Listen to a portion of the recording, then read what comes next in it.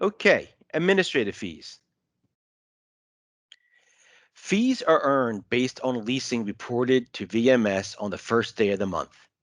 Fees are earned for leased units up to the unit months authorized. Overleased units do not earn administrative fees. There are no mid-month admin fees earned for move-ins after the first of the month. There are two rates, an A rate and a B rate. The A rate is for the first 600 units leased each month. The B rate is for each unit leased over 600 units each month. Project-based vouchers will earn an admin fee for both leased and vacant units. Administrative fee rates can be found at the link located on the bottom of this slide. HUD will advance admin fees to PHAs based on the prior reported leasing in VMS. Each PHA's administrative fee eligibility is reconciled after every quarter based on actual reported leasing and as updated. HUD will disperse any amount due to the PHA and recapture any amount due from the PHA via a reduction from a subsequent administrative fee payment if adjustments to leasing are made. A final reconciliation will be completed after the December leasing data is reported in VMS, at which time the final proration factor for the calendar year admin fees will be determined as well. Remember, VMS reporting is a month behind, so PHAs report December data in January. Retroactive corrections can be made to prior months. To make that prior month correction, we'll be using the PMC feature, the prior month correction feature in VMS. The VMS is also used for rebenchmarking. Appropriations for the calendar year are determined by two pieces, rebenchmarking and funding for new units. Rebenchmarking funding or renewal funding is determined from the VMS. Funding for new units is new units that are awarded or additional vouchers that are awarded to the PHA. And the VMS really focuses on the rebenchmarking piece of it. Since funding is awarded on a calendar year, HUD uses the total HAP, UAP, and FSS escrow expenses and leasing reporting in the VMS from January to December of the prior year to determine the funding for the current year. HUD then applies a local inflation factor and a proration factor if applicable. HAP cost for overleased unit months will not be funded. HUD will make adjustments to the rebenchmarking portion, possibly for special purpose vouchers and first-time increments not initially funded for 12 months will receive required additional funding as well. The TwoYear Tool relies heavily on VMS. The TwoYear Tool is going to be pulling from the VMS important information such as HAP expenses, unit months leased, restricted net position, and total vouchers looking to get leased up. These are the folks that have a voucher and are looking, the cumulative amount. The objective of this TwoYear Tool is to really analyze the utilization of the housing authority and try to optimize the leasing levels and HAP utilization levels. This goal of the TwoYear Tool was to have a conversation between HUD and the PHA to improve the leasing of the program. The TwoYear Tool is used to estimate funding for the following year, maximize leasing for the current year, and prevent any deficits of PHAs going into shortfall. Once funding letters are provided to the PHAs and the TwoYear Tool is projecting a negative HAP reserve level, the PHA will be considered in shortfall and most likely will be contacted by the shortfall prevention team.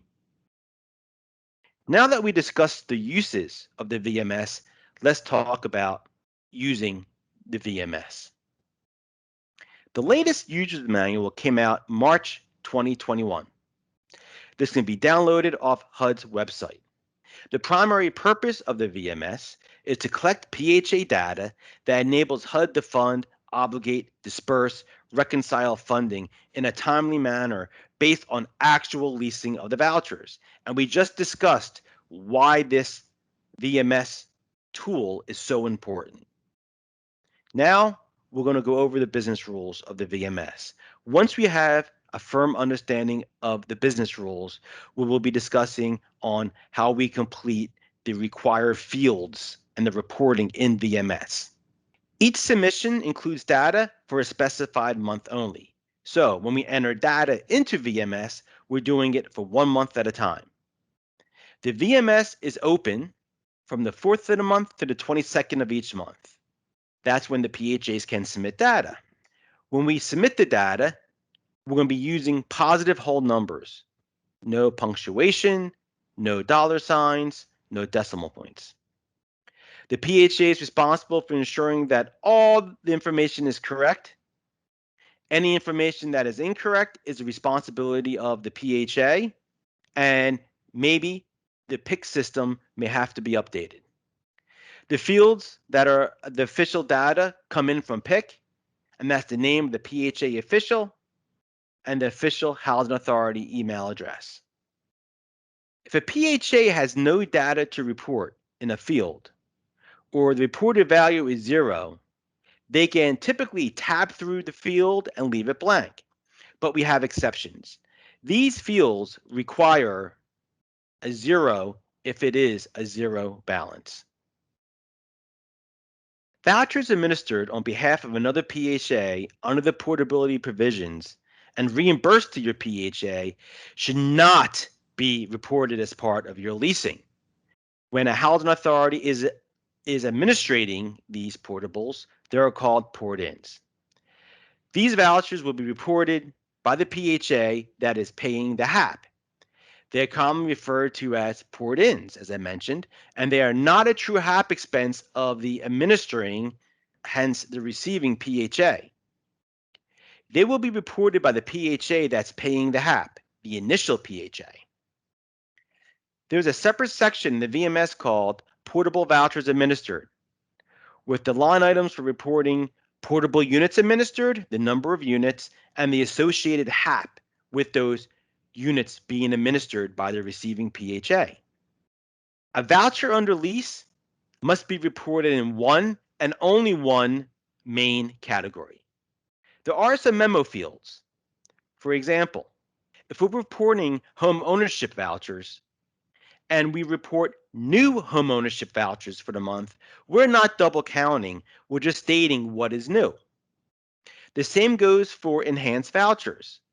When we are reporting tenant protection vouchers and some of them are enhanced, we're just going to report what tenant protection vouchers are enhanced. If a voucher could be reported in more than one category, it should be reported in the category that reflects how the participant initially qualified for the voucher.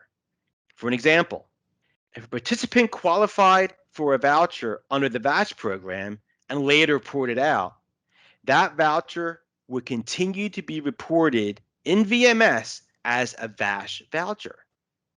When a VASH voucher gives up case management, the voucher will be reported as all other vouchers. However, if a participant initially qualified under a all other voucher and later qualified under another category, that participant will be reported under the new category. For an example, if a voucher holder purchased a home through the voucher program, then it would be reported as home ownership. If an all other voucher ported out, it would be a port out voucher. All HAP expense data is to be reported in the voucher categories as of the first of the month. HAP expenses should be entered under the month in which they apply rather than the month in which they are paid from the PHA. For an example, if $300,000 was paid in HAP expenses for the month of March, and $20,000 of the $300,000 was for the month of February, then the authority must go in to the VMS and update the the February VMS and increase HAP expense by $20,000. The March VMS would reflect $280,000 in HAP expenses. Since the HAP expense was changed in February, the PHA must also adjust restricted net position, which would have to be updated to account for the additional $20,000 that was applicable to the month of February. Please select Next on the player and answer a knowledge check question.